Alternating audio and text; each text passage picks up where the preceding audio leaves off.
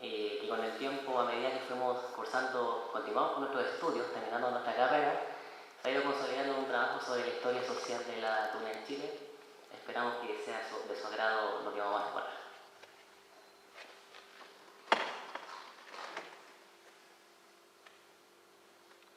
No va bien. ¿Cómo es el sistema? Seguramente para el otro lado. Sí.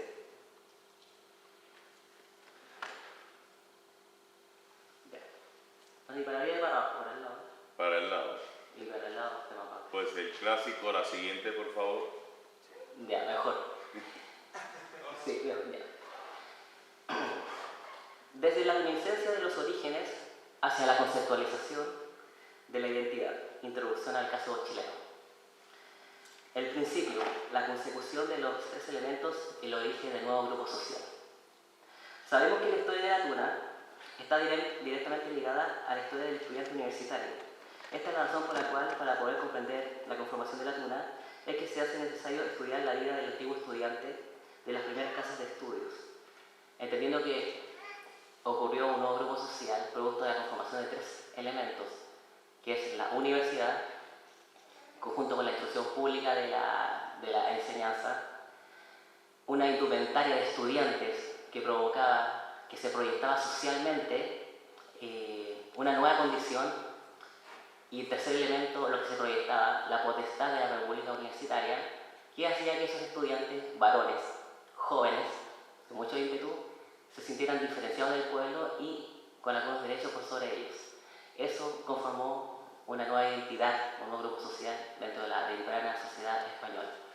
Antes de 1492, aún no todavía sociedad española. Después de 1492, los comienzos de la conformación de la temprana sociedad española. Algunas consideraciones sobre la identidad. Nosotros estamos tratando un tema que tiene que ver con una de las corrientes de la psicología social, que tiene que ver con la comparación y la oposición.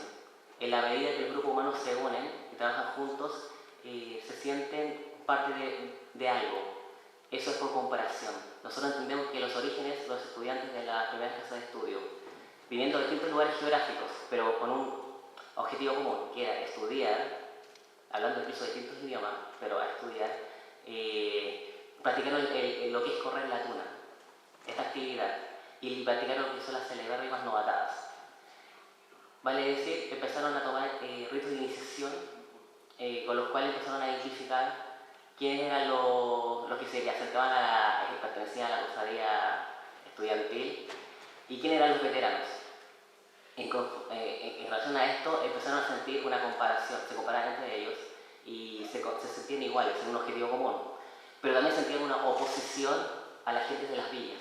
Los estudiantes universitarios claramente eran distintos al resto de la población, por cuanto estaban estudiando, tenían una actividad en común y comenzaron a desarrollar unos ritos en común. El proceso de jerarquización que se dio en los estudiantes de la temprana tuna, por decirlo de alguna manera, o de los estudiantes antes de se formara la tuna, se dio en un contexto de comparación entre ellos, se sintieron iguales y se sintieron distintos por oposición a la gente de las villas. Esta idea de la psicología social lo llamamos de Tacfel y de Turner, entre otros estudiosos de la sociología. Visualización sobre la conformación de la identidad de los orígenes. El nacimiento de la temprana universidad, la creación del fuero académico y el traje del estudiante universitario darán como resultado el nacimiento de una nueva casta o grupo social, el estudiante universitario. Este fenómeno social es interesante tanto por la condición de edad y sexo de sus componentes, la localización geográfica distinta de los mismos, el lugar de residencia común y el interés común. Durante el periodo académico, estudiantes varones, principalmente jóvenes, debían decidir al amparo de la universidad, y por lo mismo en un territorio distinto a la realidad cultural de cual cada uno formaba parte. El objetivo en común existente entre ellos, de cuál eran los estudios y toda actividad relacionada con ello, junto con lo anteriormente mencionado, confluyó como es natural en las relaciones humanas en el desarrollo de una identidad social, lo cual queda demostrado por el tipo de actividades que realizaban en común, la forma de relacionarse en común, sea por comparación entre ellos como por oposición a la gente de las villas, su objetivo en común, su presente y experiencias presentes comunes los unían. Prueba de ello, como hemos dicho, son las celebérrimas novatadas. Este tema ha sido muy tratado entre varias personas por Rafael Asensio, muy conocido acá, y nosotros varios. Sí, está bueno. Estaba diciendo que ha citado una frase que es textual, Exacto. una carta a un grupo social como los estudiantes. Esa frase es mía. Exactamente. Exactamente.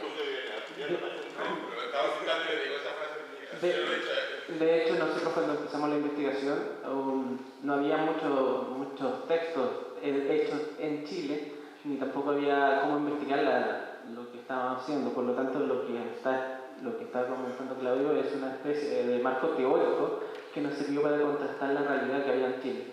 Por eso, para nosotros, los estudios que usted realizó fueron fundamentales para nuestra investigación.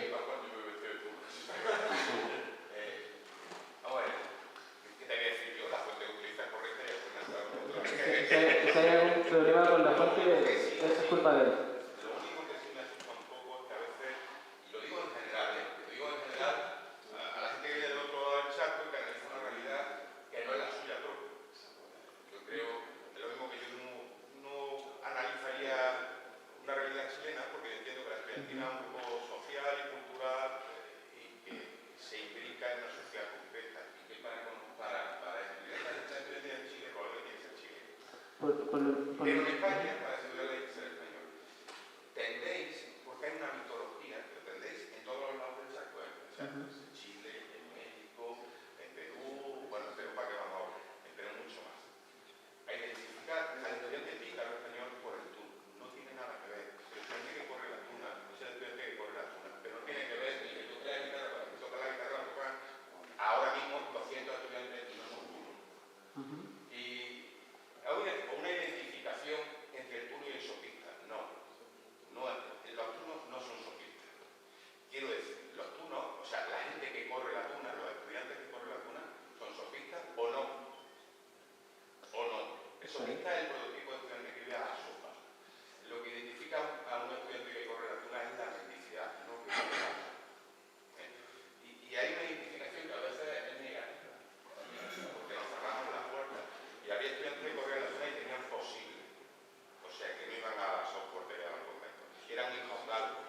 No le importaba mendigar haciendo ego escolástico pauco de preso. Necesita teatro, un párroco de aldea, porque era un compañero de estudio, pero sí no le gustaba ir a pedir a la posterior al convento. De hecho, la investigación tiene ese fin, que es mitificar lo que se decía a partir de los mitos dentro de Chile y mostrar que la conformación de la tuna en Chile es distinta y es particular y que no tiene nada que ver con esta mitología y esta redundancia que nace a partir de la novela histórica.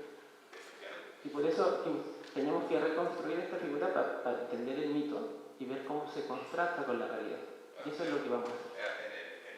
En el prólogo del Cuistuna, yo escribí un prólogo para el libro en Portugal, lo dice por ahí, la tuna es un hecho cultural, que es universal. Quiere decir que cuando va a Chile, Chile la hace suya y la impregna de su carácter particular. Cuando va a Puerto Rico, la hace suya. Y en España no hay tradición de tunamita. Pero en Puerto Rico lo normal es la tunamita. Tú me preguntas a mí, te digo, bueno, en España no hay tradición, pero en Chile es lo normal y yo lo que me parece estupendo. Y en México a lo mejor existe otra tradición, ¿no? Tal. Y en Perú igual existe otra. Por eso no hay una estudiantina, hay muchas, dependiendo del sitio. Y tratar las cosas tan generalmente a veces, bueno, chirría. Sí, es que aquí hay una excepción. La propuesta de visualización, de entender el pasado, los orígenes que todavía no hemos entrado en la realidad nacional. No, pero, espera, te voy a explicar por qué chirría. Porque tú has partido de la identificación entre el fuero académico, los estudiantes y los estudiantes que corren la tuna. Y yo te digo a ti que había gente que corría la tuna que no era estudiante desde el origen. Porque era gente que se matricularon en la universidad a los solos efectos de gozar del fuero académico. Luego, identificar el estudiante con correr la tuna hasta es un error. Puede identificar el estatus de estudiante, el matriculado, con correr la tuna.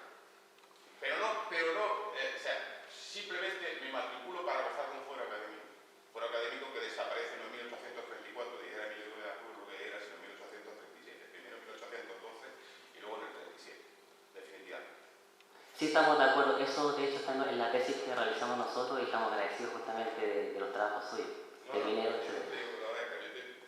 Sí, sí, no sé si lo sabemos, es que lo... Que no me parece, por lo menos, identificar tan de principio como lo ha hecho. Yo sé que esto es un tema de mesa redonda, pero bueno, ya que ha salido, que me ha citado, estaba citándome, pues está. Le estás comiendo tiempo de exposición, luego te lo quita la mesa redonda. Sí. La mesa redonda nuestra. Podemos hacer hasta cama redonda. La semana que viene. Pero creo que es un error identificar tan de principio que estudiantes fuera estudiantil y por la a una opinión. No. No soy nadie. Claro. Lo que se hace son un cruce de tres variables que, aunque me lo discuta, es así, conformaron la nueva casta social, el nuevo grupo social de los estudiantes. Los estudiantes en la universidad, la potestad universitaria, a los cuales efectivamente también lo sabemos, incurrieron personas a involucrarse para disfrutar de esos derechos y la progresión del traje social, y creemos que eso fue un atractivo para las personas que se incorporaron a la CUNA en su momento. Y lo tenemos considerado. La novedad de esto es que buscamos visualizarlo también desde la psicología social, pero no profundizando porque nuestro trabajo no es ese, sino que la realidad de Atuna en Chile. Con respecto a eso, la lectura actual desde la identidad. Debemos recalcar que en estricto rigor no existe una conexión lineal directa entre el antiguo corporativismo y la Atuna actual, entre los orígenes de Correa Atuna y la Atuna contemporánea.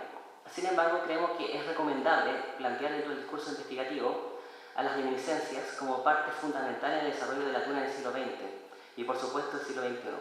Se pueden evidenciar reminiscencias directas a las antiguas prácticas estudiantiles, como el sentimiento de unidad, hermandad y el tipo de jerarquización correspondiente a los orígenes en algunas sociedades contemporáneas. Esta realidad se evidencia en Chile. En este sentido, y como consecuencia, existe la identidad dentro de la Atuna en Chile, por comparación y como oposición a otras realidades semejantes, como es la estudiantina. En Chile hay una diferencia clara entre la Tuna y la estudiantina.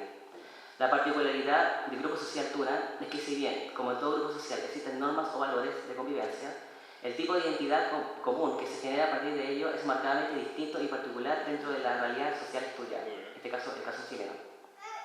Los elementos articuladores de la identidad en la Tuna en Chile son la universidad, los estudiantes y la trascendencia en la forma de socialización de los estudiantes de la Tuna hasta el siglo XXI. Hermandad, relación novatos-no novatos, correr la Tuna, que nosotros lo podemos entender actualmente como el parche.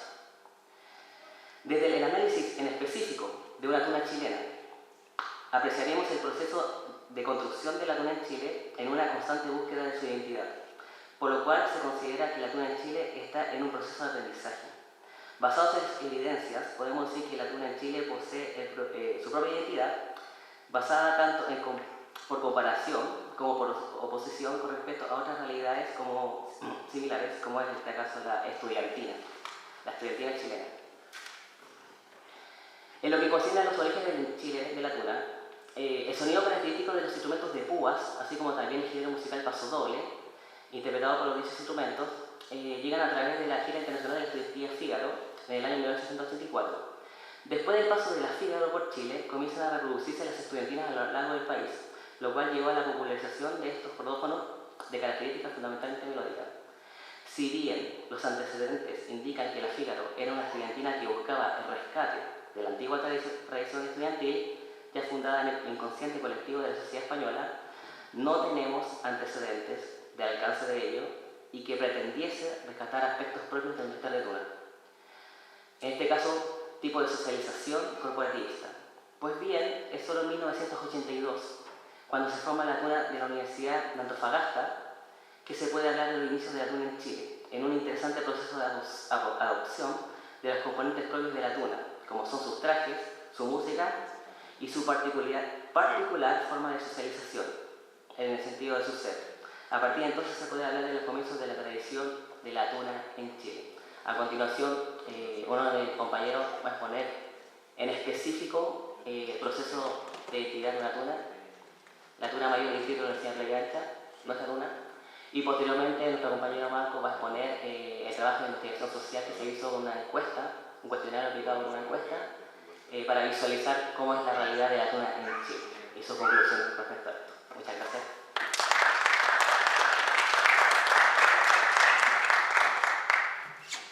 Ok, ¿lo puede bajar?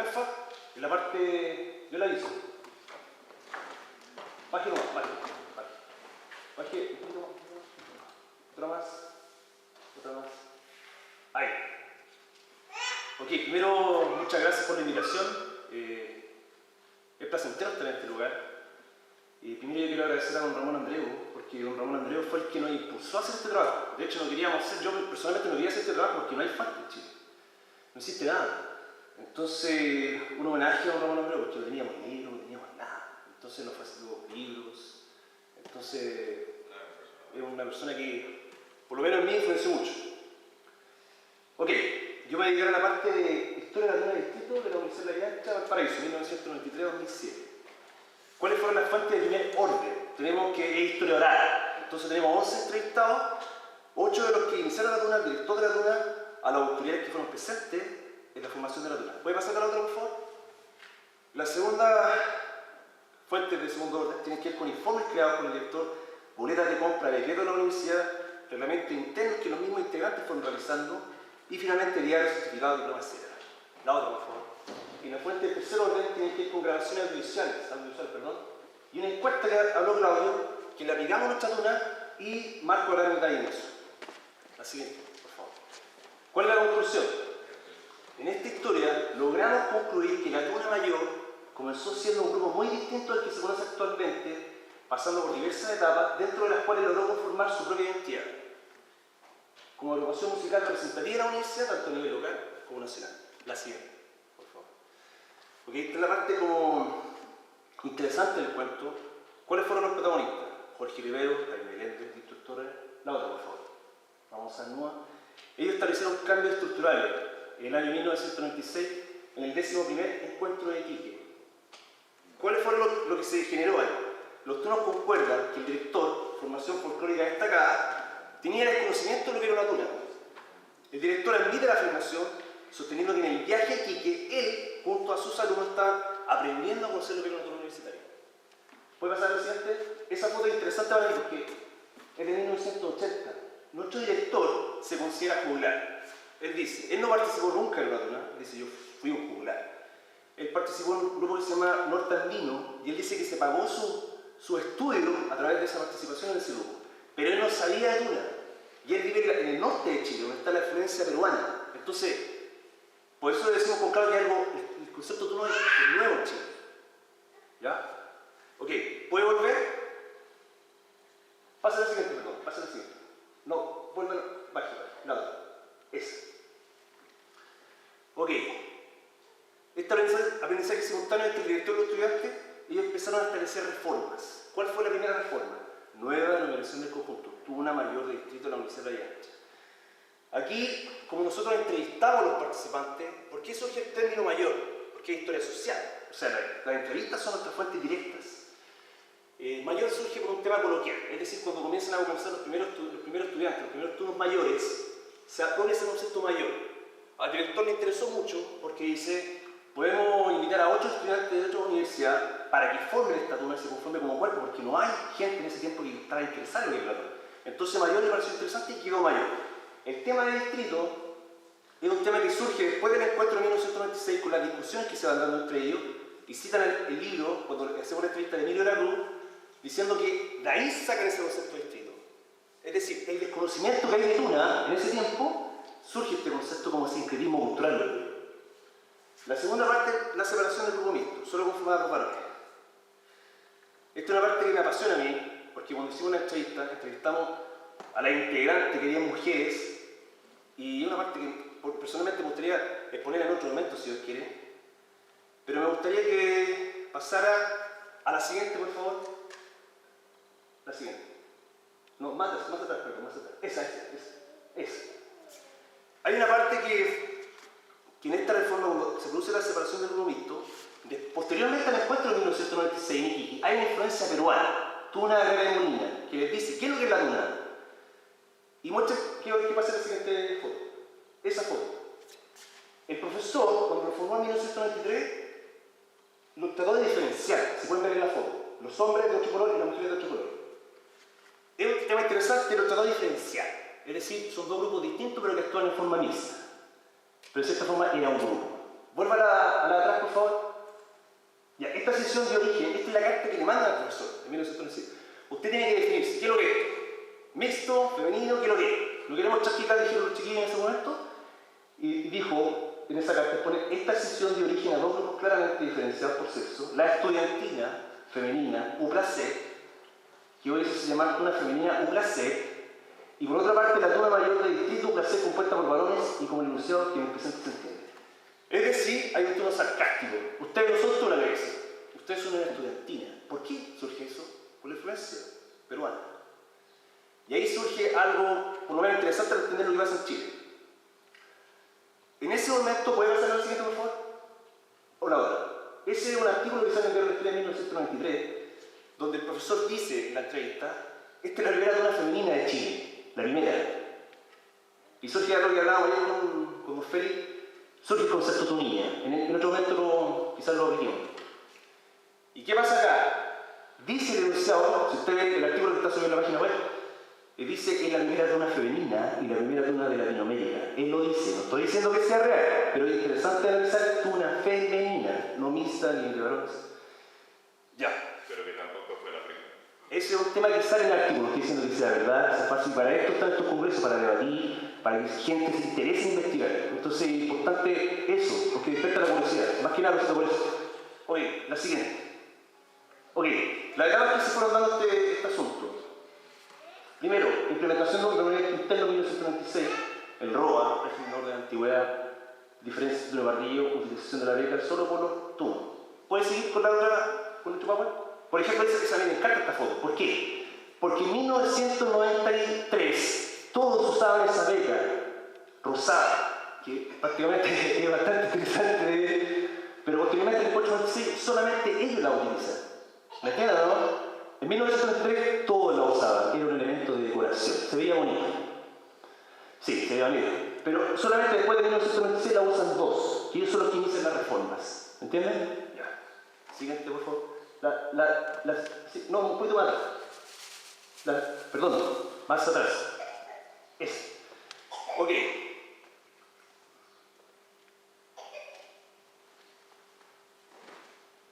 Ok, un poquito más atrás. Un poco más atrás. Uno más atrás. Más atrás. Más atrás. Más atrás. Ahí. Estamos en la reforma, ¿cierto? Para ordenar. Ahora viene la aparición en el repertorio musical instrumental. Musical. Se introduce más paso instrumental, se introduce en la 1 y la banda que no se utilizaban. Y la quinta, la jerarquización de la tona mayor. Ahora voy a continuar con los siguientes PowerPoint. Avance, por favor. Avance. Avance. Avance. Ahí. Ahí. Esta última etapa, jerarquización de la tona mayor, es un proceso de 1996 a 2001, que sea en dos etapas. Yo lo dije la primera, y la segunda tiene que ver con la educación de los partidos de 1996 a 2001. En ese momento ingresa una gran cantidad de estudiantes de enseñanza media, ¿no? Y esto a mí también me llama mucho la atención, muy interesante, que esa carta de renuncia, todos los integrantes que estaban ahí eran estudiantes de enseñanza media. O sea, no todos, pero la gran parte. Y en esa carta de renuncia, que son como 5 personajes que no eran universitarios, estudiantes de enseñanza media, dice lo siguiente el líder. ¿Puede avanzar, por favor? Ahí. Él dice lo siguiente. Ramón Salud toma todos los integrantes de enseñanza media y dice, después de esto, yo formé la estudiantina filarmónica del Paraíso, de la ciudad de Paraíso. Esto lo dejé claro desde un principio, que era un grupo de transición, con fecha de elaboración y fecha de vencimiento. Era formado por escolares y después de esto pasarán a la época universitaria y se conformarán a la universitaria con el tiempo. Es decir, él forma la estudiantina, dice. Esto no es tuna, dice. Ayer usted habla de apócrifos, en Chile se habla de murgas. Esto es una murga. Él mismo lo dice. Esto es una murguita, dice, que después va a pasar a ser una tuna universitaria. Eso lo dice él, en la entrevista. Ya. ¿Puede volver? Ahí. Eso. Y la segunda etapa de 1998-2001, donde disminuyen los estudiantes de enseñanza media, hay otra carta de renuncia de los nuevos turnos, pero esta carta de renuncia no es bien aceptada, porque son otros estudiantes de enseñanza media en otro periodo. Es decir, los turnos dicen, no queremos perder tantos integrantes, no les vamos a aceptar esto, pero sí surgen los nuevos turnos de ahí. ¿Puedo conseguir la siguiente foto? La siguiente. Es. Y de esa carta luego se surgen nuevos 3 turnos. Cristian Arenas, Claudio Fuentes y Rodolfo Morales. Y ellos van a formar a la nueva generación de tuna. Ya. ¿Puede pasar? Siguiente. Esa. Ya con esto voy a finalizar. En la encuesta que nosotros realizamos, hay una pregunta que le hicimos a nuestra tuna. ¿Su tuna fue o es una forma de sustento económico para usted? El 76% dijo que sí y el 18% dijo que no. Es decir, la tuna de nosotros, podríamos decir que mantiene esta tradición que es bien mística de sustentarse económicamente en la universidad. Y lo otro, finalmente, es la labor social que cumple la tuna, la siguiente. Labor social que apoya la salud, educación, adulto mayor, etc. Que eso yo creo que gracias a todas las tunas a nivel mundial. Gracias.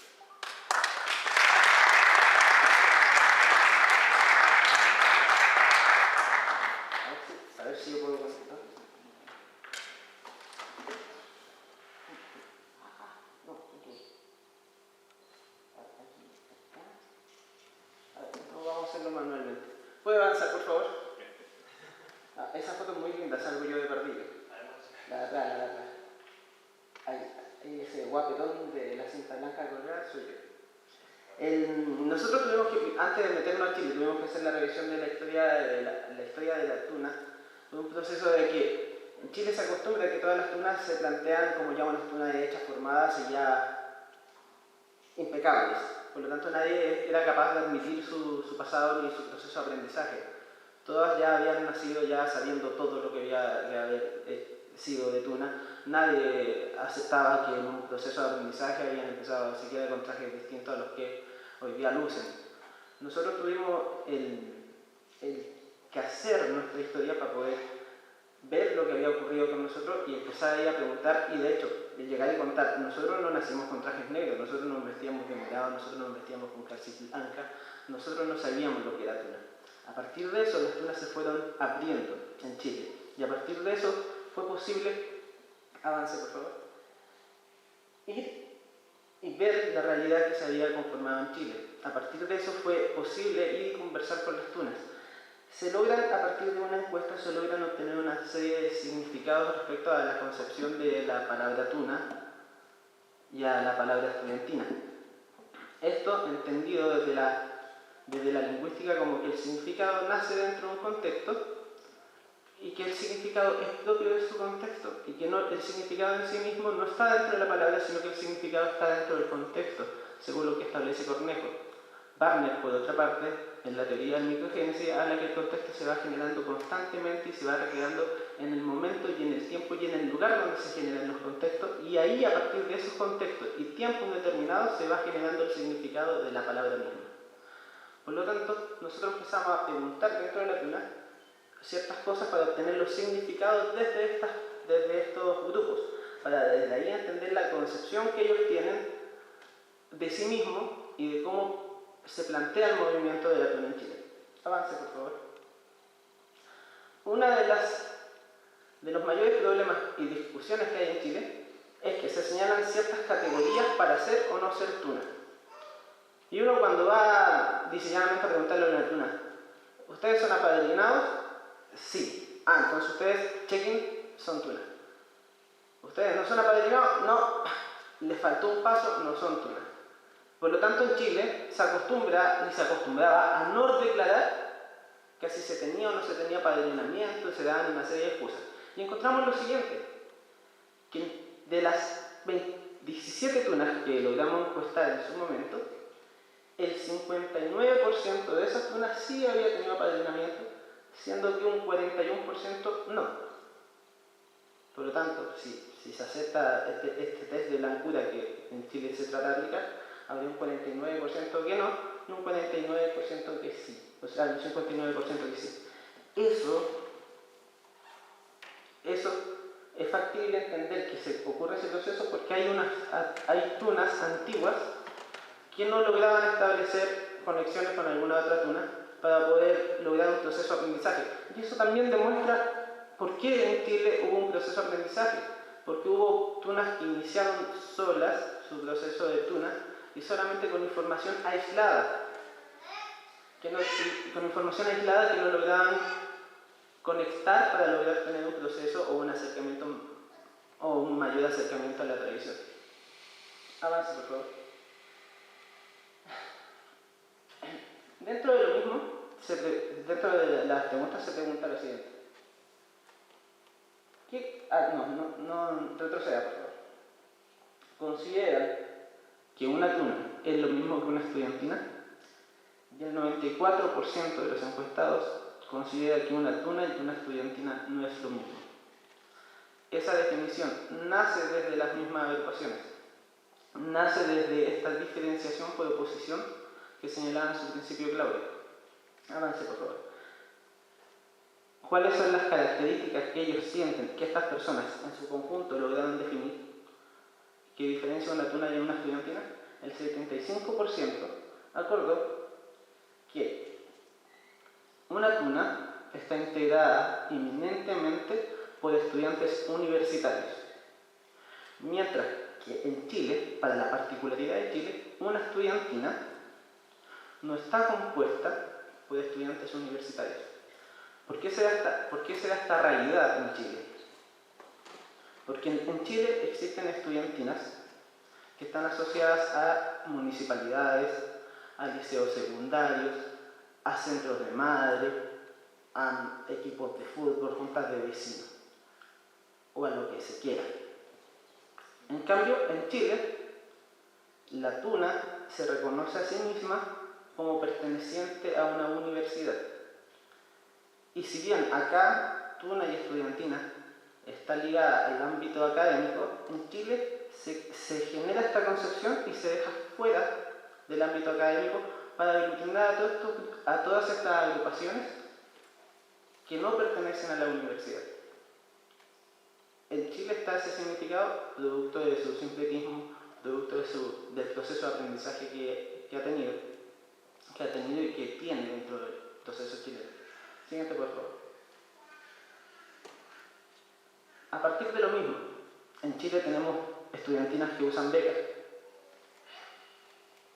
Y se pregunta lo siguiente. ¿Consideran que la beca es un símbolo universitario? El 83% considera que sí. Después se le hace la siguiente pregunta. ¿Consideran válido el uso de becas en estudiantinas? Como la estudiantina no se reconoce como parte de la universidad y la beca se reconoce como parte de la identidad universitaria en Chile, tenemos ese porcentaje que el 72% de las personas no considera válido que las tunas utilicen becas. Por lo tanto, a partir de eso, se generan una serie de discusiones de cómo debería estar compuesta una estudiantina y cuáles deberían ser las características que debería lograr diferenciar a una y otra agrupación. Siguiente, por favor. El color de la beca en Chile también ha sido discutido.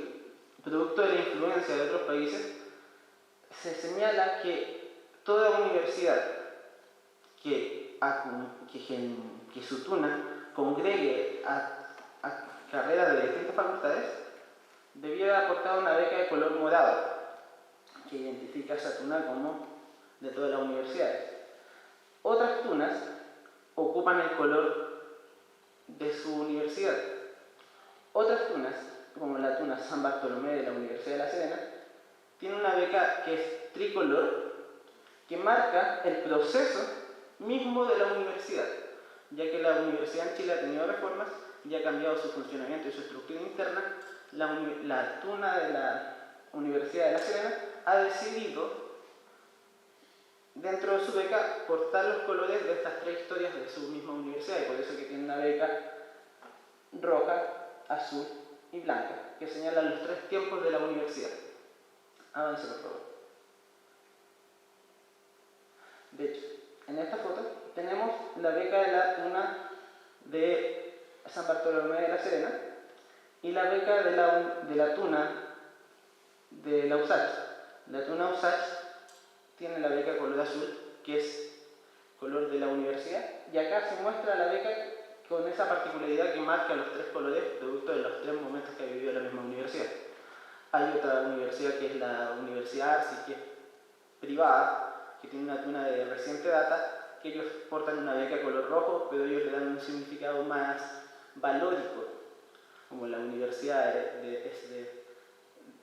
tiene una ideología de izquierda, su beca es color rojo, que representa la lucha proletariada, una cosa bien filosófica, que le otorgan ellos a su vez. Siguiente, por favor. En conclusión, a partir de esto y de la creación de los significados que se generan a partir de los contextos y de las realidades chilenas, en Chile se entiende que la estudiantina es una agrupación musical que imita en sus trajes el vestir de los antiguos estudiantes, donde sus integrantes no necesariamente son universitarios y no representan a ninguna institución universitaria. Este concepto está tan arraigado dentro del territorio nacional que incluso estudiantinas que estaban a la alera de una universidad cambiaron su nombre a Tuna, como es el caso de las estudiantinas de la señorita de la Facultad de Arte de la Universidad de Chile, que producto de un consenso que tuvieron entre las tunas femeninas, hacen que ellas se cambien el nombre. Y hoy día se llaman Tuna de las señoritas de la Universidad de Chile. Si en Chile no existiera esta diferenciación, los grupos no se estarían cambiando, no se estarían cambiando de nombre. Y en Chile existe esta particularidad, esta diferenciación entre tuna y estudiantina.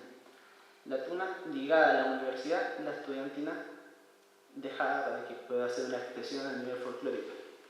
En cambio, la conclusión que tenemos de Tuna, avance por favor, es la siguiente. Un grupo de estudiantes universitarios que con sus trajes tratan de recordar las vestimentas tradicionales universitarias y provistos de instrumentos musicales, van tocando y cantando por la calle y otros lugares canciones que ensalzan la vida del estudiante, compuesta por estudiantes que representan a una universidad. Siguiente, por favor. Lo que se demuestra con el escudo de dicha institución que llevan bordado en el lado izquierdo de la beca, que estos portan sobre sus pechos y conservan dentro de su tradición la ronda, el parche y una estructura interna que divide entre tunos y parvillos, donde los primeros se reúnen en el Consejo de Tuno para tomar decisiones en relación a la tuna y se encuentran sometidos a un régimen de orden de antigüedad. Este concepto se construye a partir de esta encuesta que fue aplicada a 104 personas pertenecientes a tunas de todo Chile. Y ese es el concepto que se maneja y que se emana dentro de la tuna. Este estudio no trata de plantear una realidad en Chile, sino que trata de plantear lo que se vive y generar la discusión. Debido a que en Chile está permeado por una serie de mitologías que han dado origen a lo que mostramos. Está bien o está mal lo que se hace en Chile, es lo que hay hoy día. Es lo que es la realidad que hay en Chile y esa es la que hay que discutir. Es la realidad que hoy día existan dos conceptos completamente distintos y que un concepto sea tuna y un concepto sea estudiantina. Y en Chile una tuna se distingue a sí misma de una estudiantina por estos conceptos.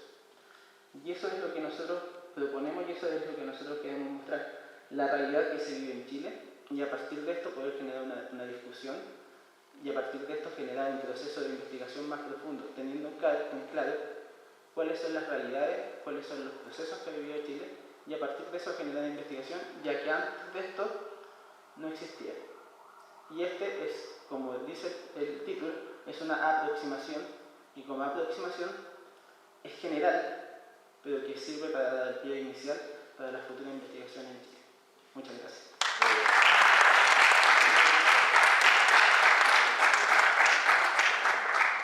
Ya no quepo, ya después de esto. Volvemos otra vez. Primero a dar las gracias por haber venido del punto más distante del planeta con respecto a Murcia. Aquí tienen vuestra acreditación de haber venido, Marcos, Claudio y Jeremy. Por favor, que por lo menos sirva de justificante en vuestra universidad, que no se fueron de turismo a París ni a Roma, sino que vinieron a Murcia a presentar este trabajo. No sé por qué se ríen. Cada uno, igual que los anteriores, tiene una copia de nuestro último libro, uno de los primeros libros editados por Tunemundi, con el ruego de los otros 2 ejemplares lo depositen en la biblioteca de su universidad. Y no me puedo quedar callado, perdónenme, la Fígaro, que yo sepa, era una agrupación de músicos profesionales que no fue a plasmar la tradición escolar española al Nuevo Mundo, fue a ganar dinero. De hecho, 6 se quedaron en México, de hecho, alguno echó raíces en Chile y creo que llegó hasta Argentina. La palabra murga lamentablemente se utiliza en Hispanoamérica con connotación peyorativa, me da alergia. La murga es una comparsa típica de carnaval que sigue existiendo en España y no tiene nada que ver con las tunas y con las estudiantinas. Y lo último, el estudio que habéis hecho me ha gustado porque es el percibir propio de los integrantes de tunas en Chile y estudiantinas. Qué pena que la primera diapositiva es un trabajo que yo presenté hace 2 años aquí sobre los últimos datos del censo de tunas hispanoamericanas y los apadrinamientos son uno de los resultados más cuestionables porque entre la alta gama de padrinos que detecté en todas las tunas del continente y particularmente también en Chile, habían tunas universitarias como padrinos, habían rectores, había decanos, había alcaldes, luego todos los apadrinamientos no son iguales, pero es que a mí también me da igual, porque es que las que fueron primeras no pudieron tener padrinos. Y yo personalmente, salvo contadas opiniones, opinión personal, soy contrario que una tuna extranjera apadrine una tuna de cualquier país. Hay veces que se ven obligados porque las nacionales se niegan a apadrinar. Bueno, casos excepcionales hay. Pero también tengo conseguido algún caso de alguna tuna española que en 3 semanas apadrinó a 2 tunas apócrifas en Colombia. Entonces, los padrinos también habría que ponerlo en tema de juicio. Muchísimas gracias. Vamos a pasar, por favor, el siguiente de la ponencia.